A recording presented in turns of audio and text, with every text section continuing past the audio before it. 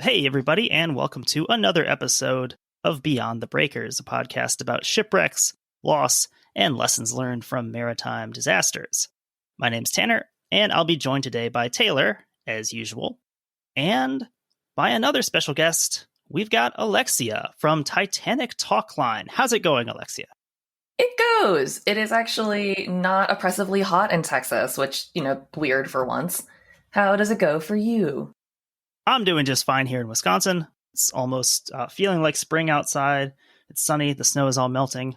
Taylor, how are you doing? It's actually great. I'm like right in the middle here in Ohio, and it actually feels like spring. It's like 60 degrees. It's sunny. It's finally not raining. My yard looks awful. I need to cut it, but it's still a swamp. So that'll happen when it happens. Yeah. I saw you were in Dave Chappelle's hometown the other day. Yeah, we were in Yellow Springs yesterday. That was a fun time. Ate at a cool little German place. Went to some bookshops, record stores, that kind of thing. Found a couple Gordon Lightfoot albums. So, what kind of beer did you drink last night? Oh no! Last night we went and watched one of our friends do some improv comedy, and after that we had a beer with her. And I was bold and tried a Cincinnati Chili Skyline flavored beer. Ew. It was awful. It was disgusting. And I love Skyline. I love Skyline chili, but this beer, it just tasted like salt and cinnamon. Ew. Even the idea of having a beer with Skyline sounds repulsive just because of how filling both of those things are. It wasn't the best decision I made. Let's see, other housekeeping stuff. We don't have any patrons. We don't have any new patrons to thank this week. We could start doing like a goodbye patron sequence after our April Fool's episode. Just a wall of shame. We've lost several of them. Partially thanks to you, Alexia. You know what? Any questions or comments can be diverted to the hosts of this show, and I will not be taking questions at this time. Thank you. If you don't listen to Titanic Talkline, first of all, you should. And secondly, if you recognize Alexia's voice, she was the voice of Lynn LaPlante Alloway, our dumped upon violinist from the Chicago's Little Lady episode. So we're very happy to have Alexia here on the show today to talk about a topic kind of related to the Titanic.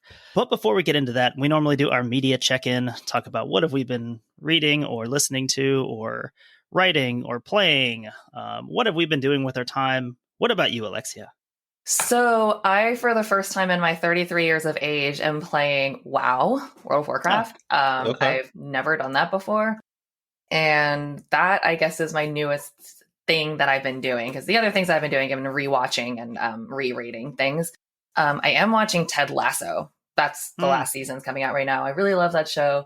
And my boyfriend and I, weirdly enough, just as something to watch in the background, but then somewhat got invested in watching season 3 of Love is Blind, because I hate waiting for full seasons to air. And Netflix is trying to like drop episodes in increments for a reality TV show. And I think that is just ridiculous.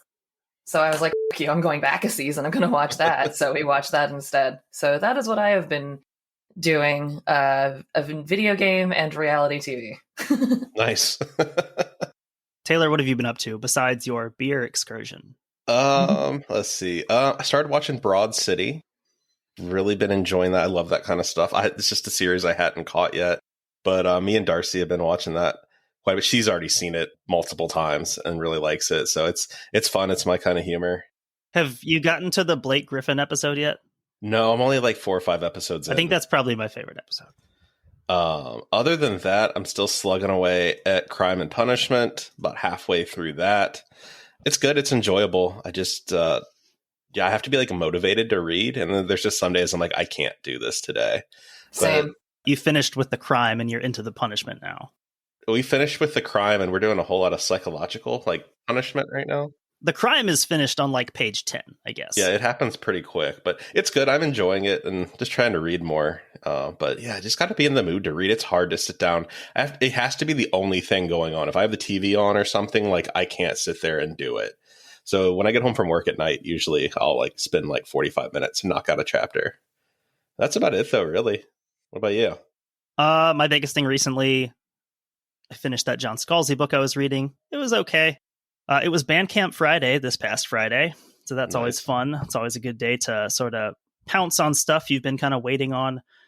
For anyone not familiar with Bandcamp Friday, that's a day they do them kind of roughly once a month where Bandcamp waives their revenue sharing. And so more of the money goes directly to the artist, which is always cool.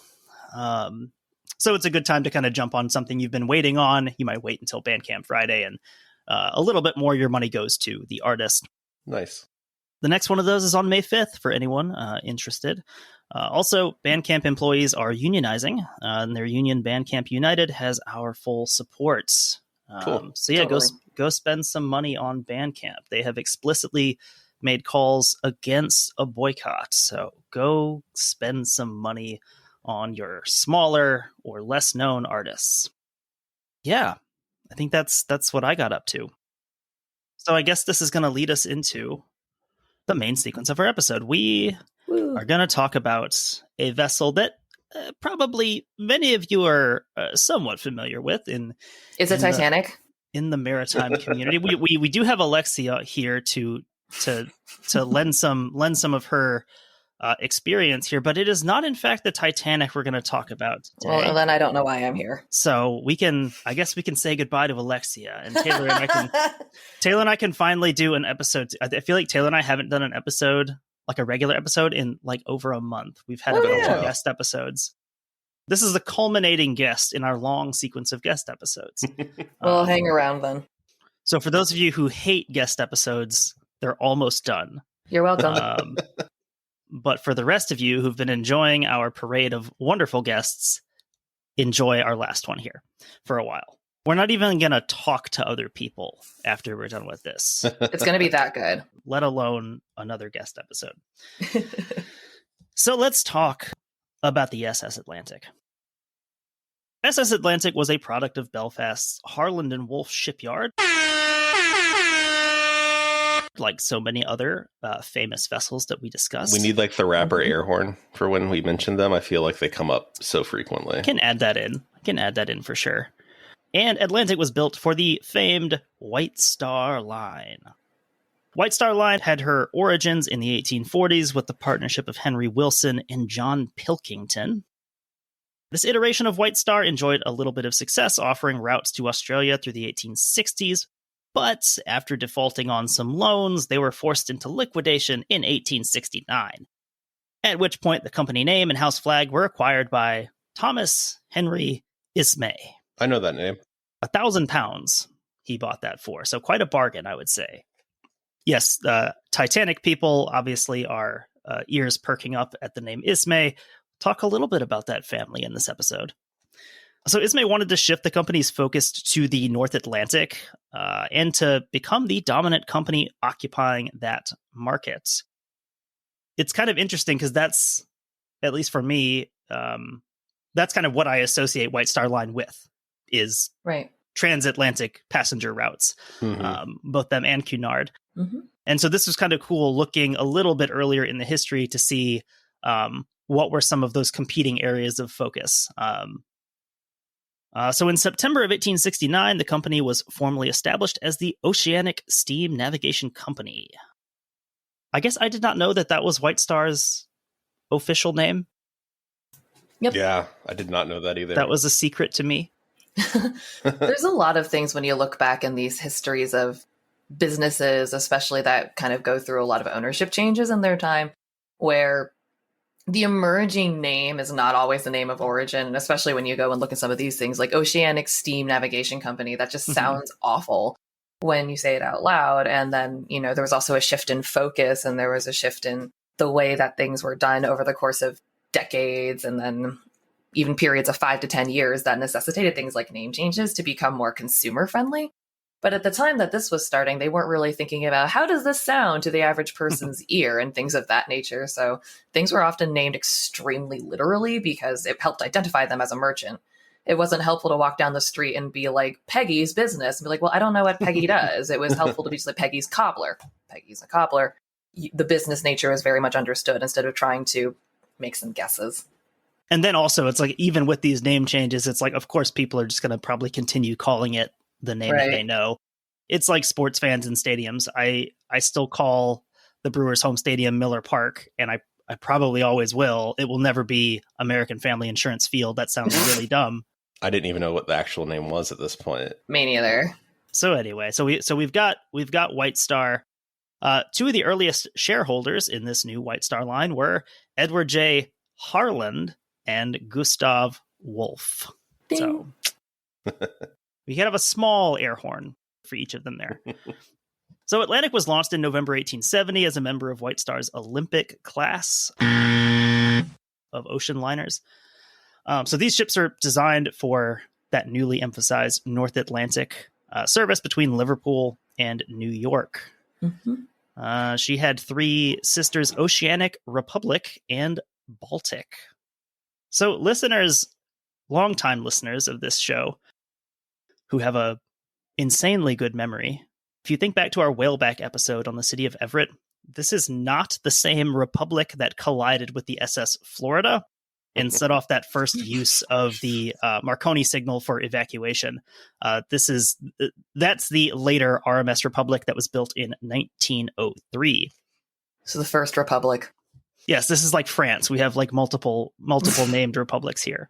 Did you say that was the Olympic class or the Oceanic class in 1870?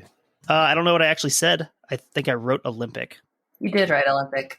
It's Oceanic, though, right? It is. The Oceanic class, obviously, is this series of 4 ships: the Oceanic, Republic, Baltic, and Atlantic.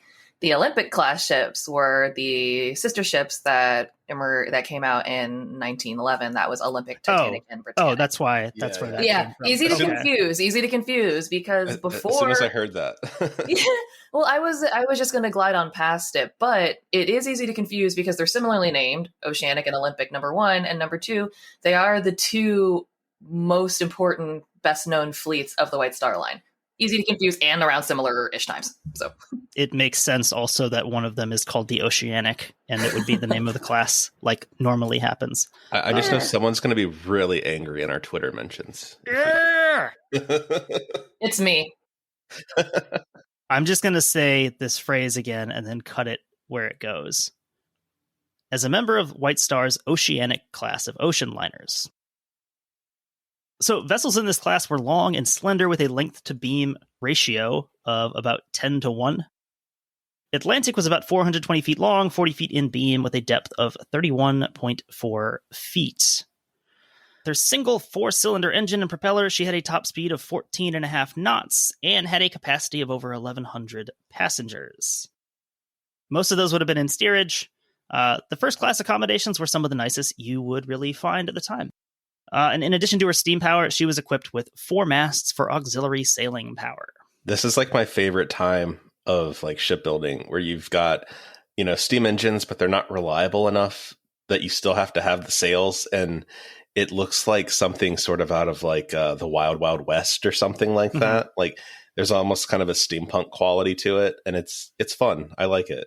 It's almost like the literal definition of steampunk when you consider that it's the blending of modern steam-powered elements with that old Victorian era. It's almost literally that. Yeah. These sail ships, I almost said sailboats, but these sail ships were, the standard at the time.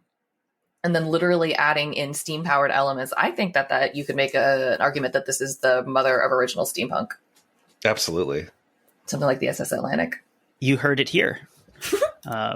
For me, I hadn't really read about the Atlantic before this, but I'd seen that picture with her 4 masts. I don't even know that I knew she was a steamship, that she was like the SS Atlantic, because I just associated her with her masts. She's double dipping here. As I've just pointed out, SS could also stand for sail ship. So when I was reading it through, I really didn't. I mean, I'm being somewhat like jokey here, but I didn't think that too far through the first time I read about it either.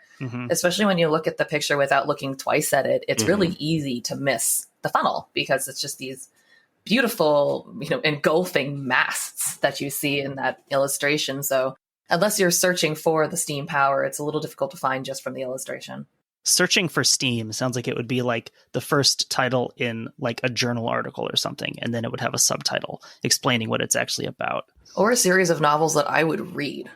Let's see. So with Atlantic, her maiden voyage began on June 8th, 1871, leaving Liverpool for New York under Captain Digby Murray. That's a great name. Murray is fine, but Digby just brings that name right to the top. Digby. He was one of White Star's premier captains, and at one point or another, he would serve as master of all the Oceanic class vessels, plus the slightly later Celtic and Adriatic. One more comment on Digby. It really sounds like if you had a pair of corgis, you could name them like Digby and Murray. It'd be perfect. Hey, for one of our listeners, there you go. If you've got some corgis sitting around. Free dog names right here. Or a pair of twins that are coming. That's right. So her return trip there was started on the 1st of July, 1871. Overall, Atlantic had a pretty quiet career for the most part. She had 18 successful transatlantic crossings. A very, very minor exception to this was in November 1871. Atlantic was sitting totally stationary in Liverpool Harbor, not doing anything wrong, when she was struck by the SS Alexandria, causing about 300 pounds worth of damage to the Atlantic. And really, the next thing of note in her career is the major focus of why she is on this episode today.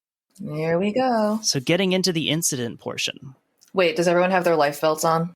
Oh, that's a good point. I forgot mine. Well, it's all right. Go ahead anyway. I don't think anything's going to happen. It seems fine. This is a fancy new ship. And yeah, God himself couldn't sink this ship. Unsinkable. And probably the crew knows where they're going. There's a reason that they're officers, right? Yeah. They're totally in the authority to do things, just like I am totally in the authority to have my own show. Does that authority derive from the fact that you're the cousin of someone else who also has a podcast? Because we'll talk about that portion of the crew here shortly. All right, I'll keep my nepotism to myself for the time being. There were Nepo babies in 1873. Who knew? I think that's like the world's oldest profession. I was going to say, I think there have been Nepo babies since like currency. Abraham and his family. The UK was literally ruled by Nepo babies at this point, right? What is Isaac but a Nepo baby of Abraham? All right, I'll spare your son, I guess. Ishmael actually had to do some work. Let's see, where are we? So on March 20th, 1873, the Atlantic departed Liverpool for another voyage to New York with about 950 aboard, about 835 passengers, and 117 crew. She was captained by James Williams. One thing I noticed as I was writing these notes is I kept on having to double check the captain's name because all of these White Star captains have the most generic names. They definitely do. It's like someone reached into the white man name generator 1,000 times. And like, I cannot, they're all named Edward, James. Because I kept mixing Charles. him up with Edward Smith and then combining some iteration of their names. There was a very small pool of people probably to ever pick from to get to that point, I imagine. They all came from the same place. Well, and then you've got Digby Murray, who has a really cool name. There's one book of approved name for rich peoples, and they have one page of like eccentric names that they sometimes let people leaf through. Digby's that family name that just keeps getting passed down to the firstborn. For people like us to laugh at 100 years later. Yes. So due to concerns about her supply of coal and not wanting to rely on her sails in these wind conditions, Williams decided to put the ship into Halifax, Nova Scotia, rather than pressing on directly to New York. And I didn't really write that much about it in the notes because it seems somewhat up in the air, the explanation for this, but sometimes this is written about as a miscalculation on how much coal she had. Some sources paint it as like an intentional thing of saying that she had too little coal based on, I don't know, the engineer. I didn't really care that much, so I didn't really read that much about it.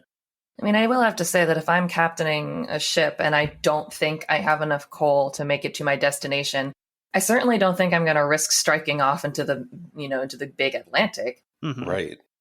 But I'm also not known for great decisions, so what do I know? So quoting an excerpt from Captain Williams' correspondence back to White Star. So this is stuff he was writing, of course, after the fact. Sailed from Liverpool March 20th. During the first part of the passage had favorable weather and easterly winds. On the 24th, 25th, and 26th, experienced heavy southwest and westerly gales, which brought the ship down to 118 miles a day. On the 31st of March, The engineer's report showed only 127 tons of coal on board. We were then 460 miles east of Sandy Hook, wind southwest, and high westerly swell and falling barometer. The ship steaming only 8 knots per hour. Considered the risk too great to push on, as we might find ourselves, in the event of a gale, short, out from any port of supply, and so decided to bear up for Halifax at 1 p.m. on the 31st. And the website SS Atlantic History points out that the captain's distances and times are kind of off here, since here he's going purely off of his own recollection when he's writing those statements in his letters afterwards. Also, this is a point where I had to look back, and I'm glad I did, because originally I had typed that as brought the ship down to 118 miles an hour. Should be moving. This is the White Star speed that made them so famous. Yeah, Formula One needs to stop trying to figure out how to juice with gas engines and go back to whatever the hell White Star Line was using. Roll coal. Oh, it's just because you can't see anybody else. That's why you get the speed. So Halifax was a normal stopover point for vessels on these transatlantic routes, but it wasn't something that White Star ships really did. So with the exception of Quartermaster Robert Thomas, this left the Atlantic without any officers who were knowledgeable about the approaches to the harbor. And this is important. But, like, I do feel like there's a minimum expectation that, like, if you can captain a ship, you can, captain it wherever it needs to go. You would think so, especially because a large portion of these routes are transatlantic, which, require a lot of very odd weather patterns and changes. So it does seem as though, hey, you're training to be a sea captain. Why don't we make sure you can captain all of the seas? Yeah, it would almost be like an airplane, like an airliner pilot, like not being able to land at a certain airport. It's like, I get it that certain airports have quirks and weird things, but, like, in general, I would think you'd be expected to land that thing wherever you are. I can't land at LAX. There's too much smog. I don't know how to land in smog. I can only do clean cities. Well, yeah, like here, it's like maybe Halifax is like the double black diamond of harbors to enter. Oh, God, double black diamond. Double black diamond. Oh, my gosh. I thought that one of my friends died on a ski trip because I know absolutely nothing about skiing and I don't go that often, but she is one of those double black diamond people. Mm-hmm. So my mother was very kindly leading me to whatever the beginner path was, and my friend just disappeared off the side of a mountain, and I thought she had fallen. No, as it turns out, that's the opening of a double black diamond slope, just 180 degrees off the side of the mountain with no warning or preamble, just bye. And it was terrifying. So as the Atlantic closed in on Halifax around midnight of March 31st, Captain Williams had taken to his cabin to get some sleep, leaving the ship under the command of the 26-year-old second mate, Henry Ismay Metcalf. If you're wondering out there about the second officer having the name Ismay, yes, he is the cousin of White Star executive Thomas Ismay. It doesn't seem like a good idea for the captain to go take a nap when they're going and leave the 26-year-old in charge. I mean, at least leave the 36-year-old in charge if you got one. This actually connects quite a bit to the episode that I recorded last week with Jalen Salah. We talked about the Exxon Valdez, and this was another problem with the Exxon Valdez, is that the captain and all of the other certified officers of the watch have left the bridge as they're navigating out of the port of Valdez. Like, this is a very treacherous area. That isn't the time to do that. The sleep schedules, the rest schedules, the scheduling, this is not ideal. That this is when the captain's not on the bridge. And we've left it in the hands of our Nepo baby here. There's another shipwreck where the captain was asleep when it happened. It was a White Star Line ship. Is this the Titanic? It is the Titanic. Okay. It is. I mean, granted, it wasn't negligence. It was his shift to sleep, and in that case, the first officer was on the bridge and paying attention and awake and doing stuff. So it's not like they left it in the hands of the steward, the third-class dining saloon steward. But there does seem to be an unfortunate pattern of things. However, I will say in the Titanic's case, everyone was completely qualified, so it wasn't like, oh, those children. Murdoch was like almost 40. Are you kidding me? Where are we at in society today? Come after me. I'm a man. I'm 40. I'm not a kid.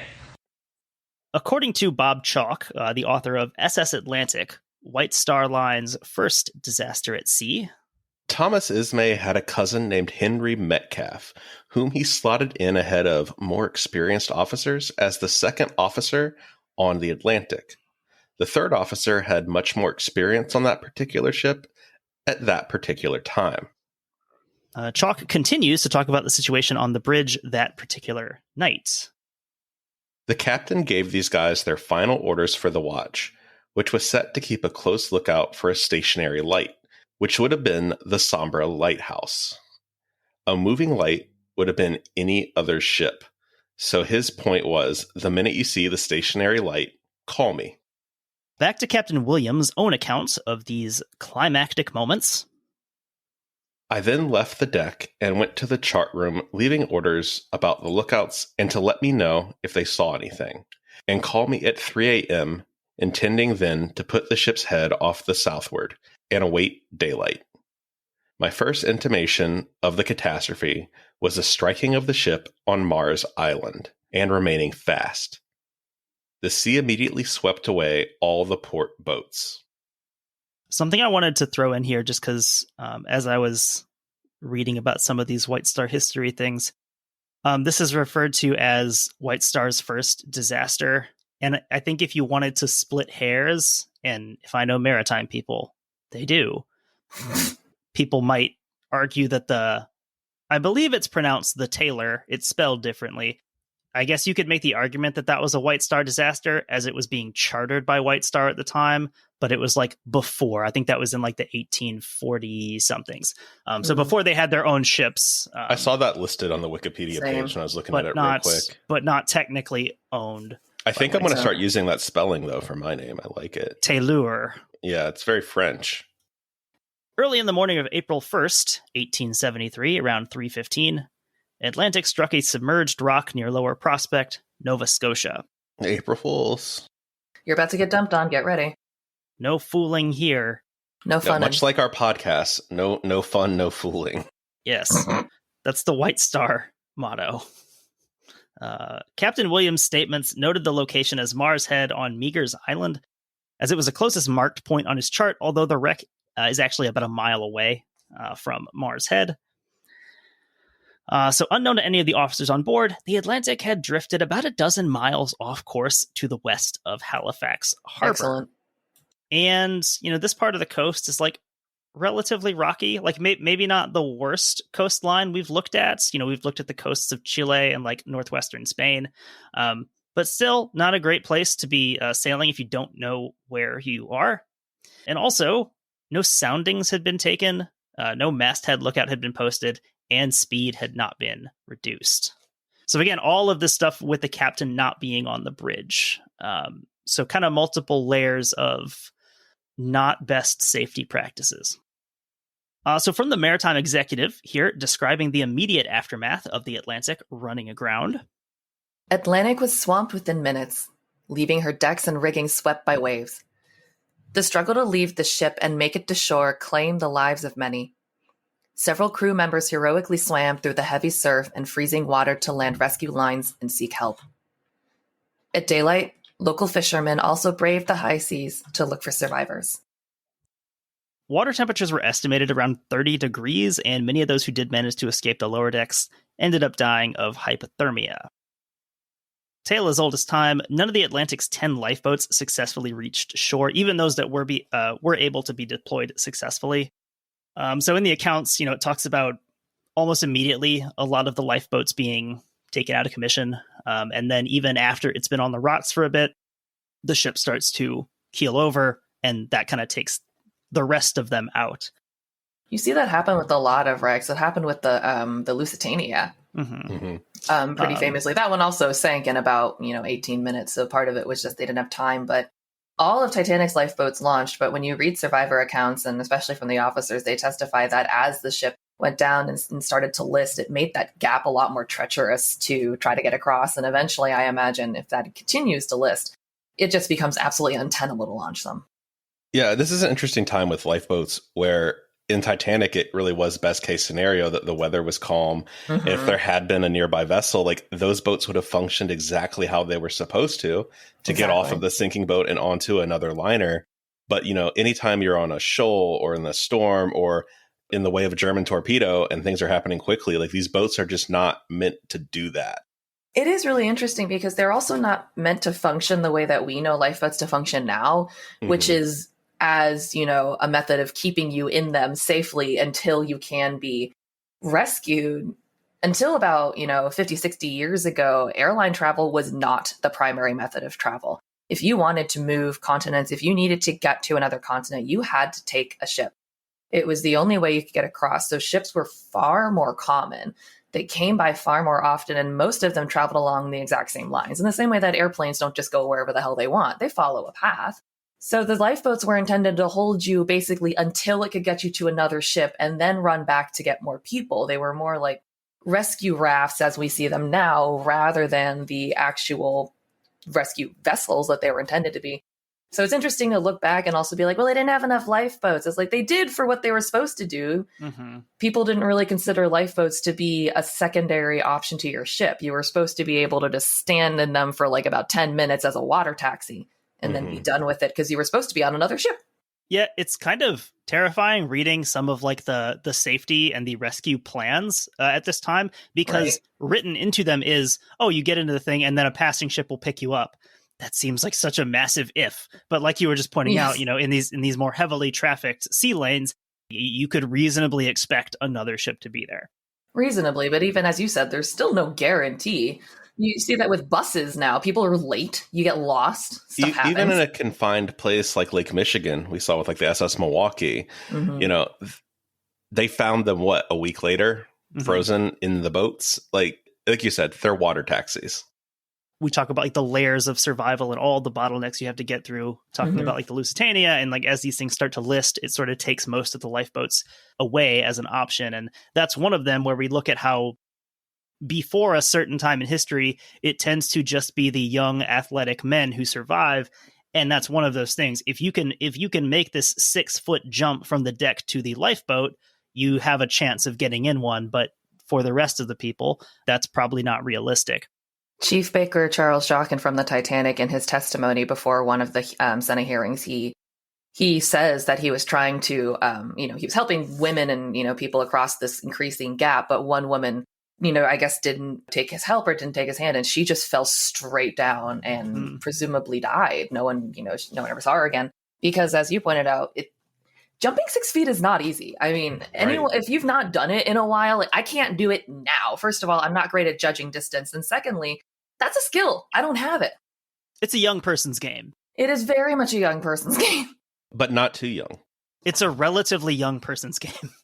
But you're very right about the survival bottleneck, in that eventually things just begin to compound upon themselves, where you're no longer worried about, Titanic's a good example. A few seconds after it struck the iceberg, it wasn't really sinking all that badly. So you get into a lifeboat easy, but then, everyone's noticed that it's sinking. Oh, shit. Everyone's going to run to the deck. And all of a sudden, there's way more competition. There's way more chaos, way more people, far fewer boats, way bigger list. It's just like, all right. Suddenly, there are a lot more hurdles to contend with. And not everyone, just based on the odds, is going to make all of them. So although those lifeboats were ineffective, there's a significant amount of bravery shown by the crew and locals on shore to help passengers escape the ship. So back to the account of Captain Williams. I got the passengers into the rigging and outside the rails and encouraged them to go forward, where the ship was highest and less exposed to the water. The third officer, Mr. Brady, and the quartermaster Owens and Speakman, having by this time established communication with the outlying rock, got 4 other lines to the rock, along which about 200 people passed. Between the rock and the shore was a passage 100 yards wide. A rope was successfully passed across this, by which means about 50 got to land, though many were drowned in the attempt. At 5 a.m., the first boat appeared from the island, but she was too small to be of any assistance. So there, Williams writes about a 100-foot or a 100-yard gap. And I don't know if this is supposed to be a different gap than they're talking about later, because later the distance is called 40 yards, which is like a a significant difference. So I don't know if he's writing about a different distance they're trying to get across. So reportedly, the quartermaster, John Speakman, is the one who got that rope fastened to the rock, and with the help of Third Officer Brady, attached the subsequent lines as well to help those passengers cross the 40 yards to shore. So regardless, you've got the crew taking action to get these passengers onto land. Third Officer Brady also alerted the residents of the island, and some larger boats arrived around 3 hours after the Atlantic had run aground. All those who remained on the ship or stuck on the rocks were taken to shore and kind of distributed out among local homes where they could be given aid. Williams gives the number of survivors at this point as 429. Not great odds. Yes, and if you remember, she had about 950 people on board. The rescue efforts were centered around the home of Michael Clancy, whose children were also instrumental in the rescue and aid efforts. So from Bob Chalk again, speaking about Michael Clancy's daughter, Sarah. Everyone who came ashore, those 400 or so people, went through her house at some point. It was so bad they had to bore holes in the floor to drain the water that was dripping off the people. First Officer J.W. Firth remained in the rigging for about 6 hours to keep a female passenger from falling into the water until they could both be rescued. So he had basically tied her into the rigging and promised to stay with her the whole time. And he did. And they both ended up surviving. Good for them. That's like we always say, that's like our movie moment in this story, I feel like. So getting into kind of the aftermath and a little bit about how the wreck is sort of remembered in history. So after the sinking, Captain Williams spent several weeks in Halifax, during which time he wrote letters to White Star, and he gave several newspaper interviews. The conduct of Captain Williams in the management of his ship during the 12 or 14 hours preceding this disaster was so gravely at variance with what ought to have been the conduct of a man placed in his responsible position. That's harsh. That is. That's extremely harsh. There's supposed to be more between that, because that makes it sound like Captain Williams is saying that about himself. And it's like, dude, take it easy on yourself. I was curious about that. Because I was reading, I was thinking. No, there's supposed to be, I was going to expand on that and I just never did. This is just written out self-flagellation at this point. Like, yeah, it sucks. A lot of people died, but come on, have some. This is like Alexander Hamilton just publishing his own affair. He's like, guess what I did? I'm like, oh, chill. I want the rap hip hop version of this story to be done. Go ahead, do it. Here, what I'm going to do is I'm going to take that. I'm just going to introduce it as coming from the Canadian government inquiry. Okay. And then if you want to reread the quote, that'll probably be easier. Ultimately, an investigation was held by the Canadian government, and it found most of the blame being laid on Captain Williams himself. The conduct of Captain Williams in the management of his ship during the 12 or 14 hours preceding the disaster was so gravely at variance with what ought to have been the conduct of a man placed in his responsible position. Yeah, not high praise from the investigation here. Weird. They did start it out though by being like, "Sorry about this," because sorry about that. Yeah, sorry. Terribly sorry to do this. I'm sorry, I'm still stuck on the rap musical version of this Atlantic disaster. I had my mic on mute and I can't stop giggling. I'm so sorry. We're on talking about tragedy.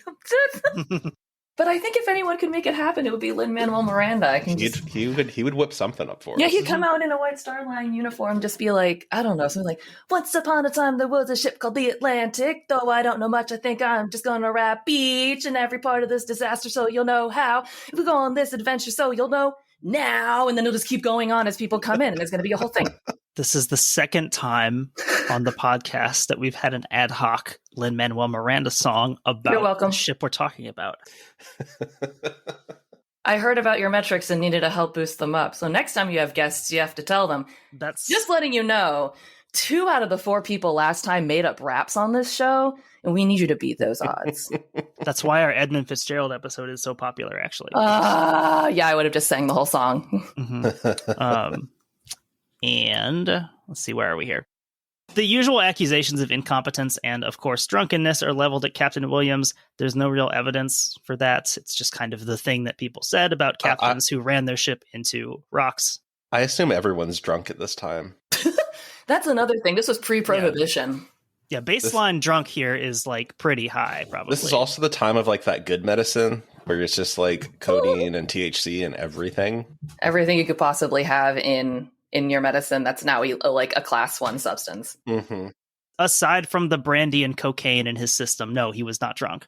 But I mean, it's also a thing that was speculated about Captain Smith of the Titanic, was like, he was drunk. There's a lot of really interesting accusations that just kind of get stuck on people at the time. And that was kind of one of them, is that if somebody's at fault, clearly they're under the influence of substances, or, if men happen to survive, whether they were crew or passengers, there was always a stigma attached to them, no matter what it was. It could have been like, hey, I was crewing this lifeboat. It's like, and so what if you were? There's no acceptable reason to some people for there to have been a man on a boat at that time. And so that's also why a lot of people who just like a lot of men that survived, they would say things like, I didn't climb into a life, but I was pulled from the water. I was pulled from the water. So many people pulled from the water, man. There's too many of you. I think that's like, isn't that the whole thing with like Lightoller and everything that follows him around for a long time after the fact? No, a bunch of other stuff follows Lightoller around for things after the fact. Part of which is that there's some people accused him of committing war crimes. But if you look at the disaster, I'm not going to weigh in on that one because I don't know enough about it. But it's one of those things where apparently you can like see both sides, where it's like, you were just doing what you told, it was war. And on the other side, it was like, why would you do that? So wait, on the Titanic? No, Oh, this okay. was later. Sorry. This had nothing to do with the Titanic. This had came later. In World War I? Yes. I'm oh Jesus, hold on. Let me Google this really quickly. The thing I've heard about Lightoller is like, him being the one who's, the women and children only, saying like no one else is getting in these lifeboats, even if there's room. And so, yeah, any sort of dirt we have on Charles Lightoller, I mean, it's always interesting. So here's 2 things about that. Number 1, the lifeboat thing. I did just look up the war crimes thing, so I will get to that, Taylor, I promise. But there was 2 officers that were in charge on the Titanic of loading the lifeboats. There was Lightoller, who we're talking about, the second officer, and then there was Murdoch, who was on the bridge at the time. He was the first officer, and he was on the starboard side, right hand, for anyone who doesn't know that yet. Your favorite also, My favorite. Murdoch is my favorite officer. He's tangentially part of the reason I actually ended up studying English in college, but he was on the starboard side. Lightoller was on the port side, and Lightoller operated under the strict women and children only. Murdoch operated under women and children first. And it sounds like, well, that's just a matter of semantics. And it 1,000% was, but it mattered a lot, because it meant that when Murdoch was looking around for people, if he didn't see any women or children, he would just put men on the boats, which was allowed. So those men boarded completely fine. There was no one else around. No one was getting in. So it was like, well, may as well save somebody's life. Lightoller did not do that. That doesn't necessarily make him a bad person, because that was the conduct at the time. However, some people do debate about him because he was an officer during the Royal Navy during World War I, and he rammed and sank a German U-boat. And the captain of that U-boat claimed that some of the survivors were that Lightoller and his crew basically followed them and gunned them down, which was never really substantiated, because it's wartime and it's really hard, because obviously people aren't going to listen to the quote unquote the opposing side. So that is the controversy that does follow him around. And again, I'm like, I don't know enough about it. I haven't actually read into testimonies, and it's also about who's motivated to lie, or not even lie, but just who people are motivated by their side. So it's hard for me, at least personally, to weigh in on that, but that's what that is about. Mm-hmm. Yeah, that's an interesting time. We talked about that some of the Lusitania episodes, about how U-boat crews were viewed and how they viewed other ships, because the U-boat crews weren't able to save anyone, so they kind of got that same no quarter in return. Yeah, that's fascinating. I did not know that about Lightoller. So this is why we have to talk to Titanic people occasionally. He redeemed himself at Dunkirk, though. He saved some people there. Yep, he did. And that's the other thing, is that most people are complicated. Some people are just not, but most people are complicated. And it's kind of I've never served in a war. I don't know what that's like. I don't know what decisions you might or may not have to make. And I especially didn't serve in a war back in the early 1900s, when there were also just completely different standards of battle protocol. I'm pretty sure now there's maybe I have no idea. Actually, I was going to speculate. It's like, nope, I don't know what I'm talking about. So we're just not even going to go down there. I'm like, nope, not going to drop bait in the water. Like when I was on your show and I said that Isidor Strauss was a slave owner, which is not true. And we corrected it on the show. We did. He was just an ardent supporter of the Confederacy. He was not technically a slave owner. See, this is semantics that I'm willing to debate, and not like women and children first versus only. I'm like, did we? Is this just like you didn't do it because you didn't have the opportunity? I was too young to own slaves would be his excuse. There was a news clip that I think I saw on John Oliver's show where this guy was, this white guy was yelling at these black protesters about something like, my family didn't own slaves, but then he immediately interrupted himself before he redeemed himself, he immediately was like, do you know how much a slave cost back then? He was like, woo! So close and yet so far, bud. You almost won. All right. We talked about the captain being drunk or not drunk, probably not drunk. That was a big thing in the Exxon Valdez episode, is that's the wide-ranging accusation is the captain of the Exxon Valdez was drunk and rammed the ship into Alaska, and the captain wasn't even on the bridge right at the point. But anyway, back to kind of the wrap-up here for the Atlantic. So in terms of casualties, of the roughly 950 people aboard the Atlantic on her last voyage, only an estimated 370 to 420 survived. So death toll of around 550. I've seen estimates as low as 530, as high as like 570, but somewhere in the mid 500s. So this was a pretty unimaginable disaster at the time. More about the numbers here. So hardest hit among the passengers were single women, children, and married couples. They were berthed at the back of the ship, at the stern. That's at least how White Star Line did all their ships. I don't know if Cunard was different, but White Star Line would keep married couples and families, single children in the stern quarters, and single men would be quartered in the bow. Interesting. Thinking about this, like, had I not done all the reading that I did, I would have thought that's probably safer. That's like the safer place to be, if the ship runs into something. And in this case, as we'll see, no, it's not. Yeah. Some sources estimated as many as 3 children may have survived. But the one whose name is recorded is 12-year-old John Hindley, who is emigrating from England to New Jersey with his parents and older brother. And so even that, we see like the one confirmed child survivor is a somewhat older child. He's 12. This isn't like an infant. I see 12-year-olds doing like tricks on razor scooters and hanging off of monkey bars. I mean, 12-year-olds can jump. You can do a lot. Yeah. Play. They're pretty athletic. Yeah. Yeah. Also, like an 1870s 12-year-old is probably like a 20-year-old today. Yeah, he's got his own lighter and a pension. It's a tough breed. So those high casualties among women and children, that's common in these older wrecks. And with the Atlantic, there's the additional factor that led to this result. So like Alexia was just talking about, is the layout of the passenger accommodations has a lot to do with this, coupled with the way that the ship ran aground. Those single male passengers, as we just said, they're housed in the bow portion with the single women, the families at the stern. So when the ship struck the rocks, the bow stays above the water. So it's kind of sticking up out of the water.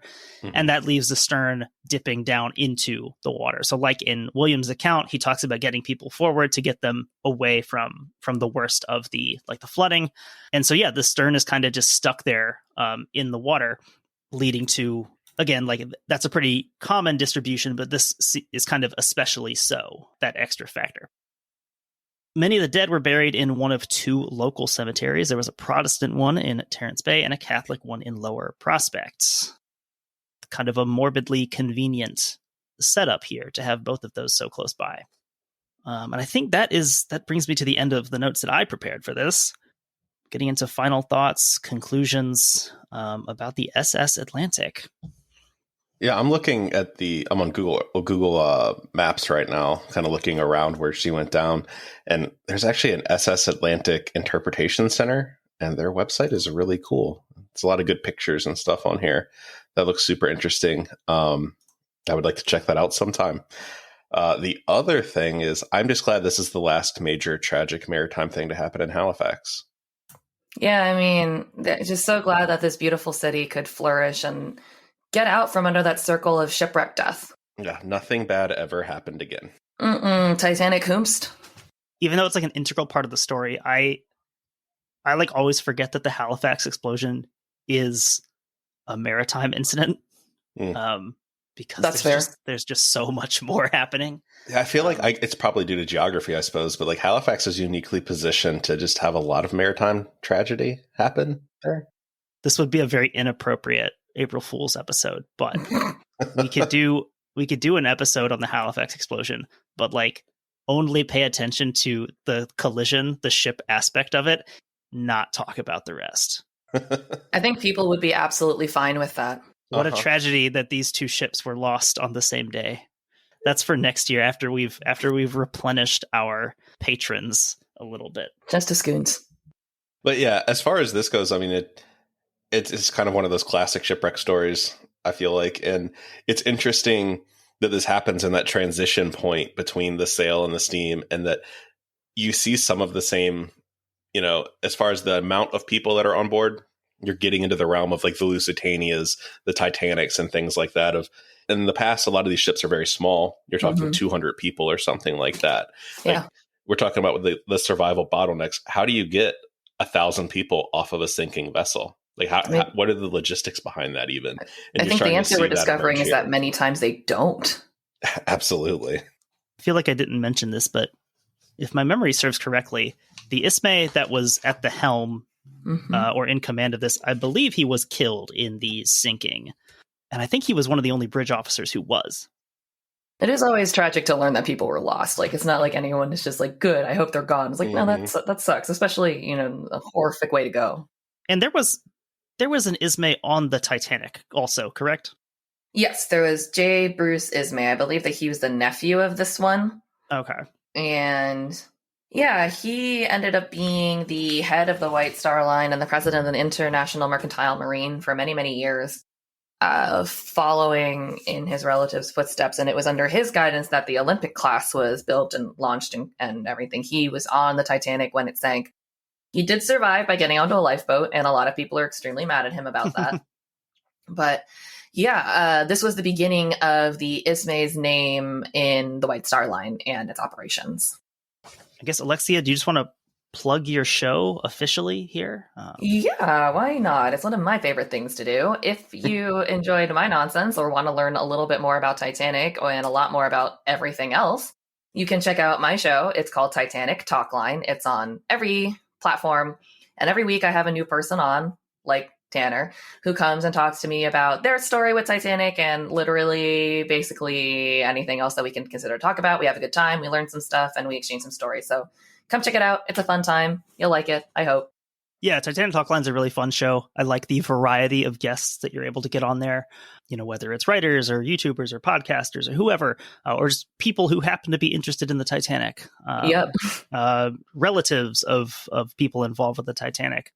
I think within the past month or so, my episode with Cliff Ismay, who is I believe it is great-grandson of J. Bruce Ismay, who I was just talking about, was on my show. And that's a fun episode to listen to. You learn a little bit about more about the Ismay life. That's really cool. I'll have to get you on the show, Taylor, at some point. Definitely. That would be a fun time. Yeah. I'm exclusively calling you that from now on. I love it. Taylor on Beyond the Breakers. With that, we'll wrap up here and sign off. And we will be back next week. And we don't have a guest scheduled, but you know, things happen sometimes. Maybe. Late April Fools. I think it'll be just me and Taylor next week. And I think we'll be starting into one of our big multi-part episodes as well. So you have that to look forward to. So with that, we'll sign off here. Take care. We will talk to you next week.